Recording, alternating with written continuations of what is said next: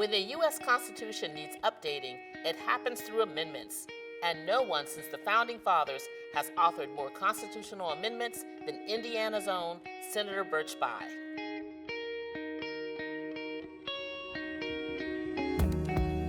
Old enough to fight, old enough to vote. These words express a sentiment that swept the country in the late 1960s and the early 1970s.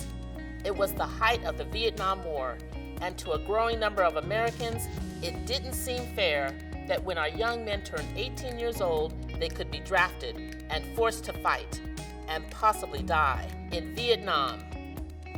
But these same young men, 18, 19, and 20 years old, couldn't participate in choosing the leaders who were sending them to fight because they hadn't yet reached the legal voting age of 21.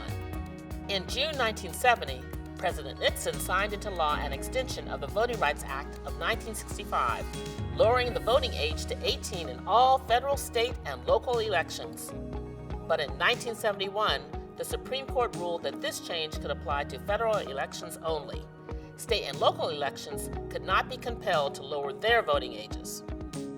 Anticipating the confusion and added expense required to maintain two sets of elections, one for federal offices and one for state and local offices, Congress sought further corrective action through a constitutional amendment.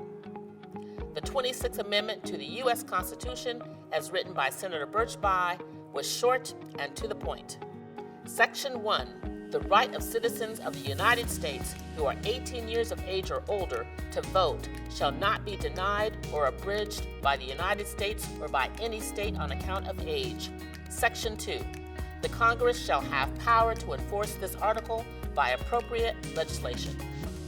The 26th Amendment was ratified July 1, 1971, permitting more Americans than ever before to have a say in their democracy.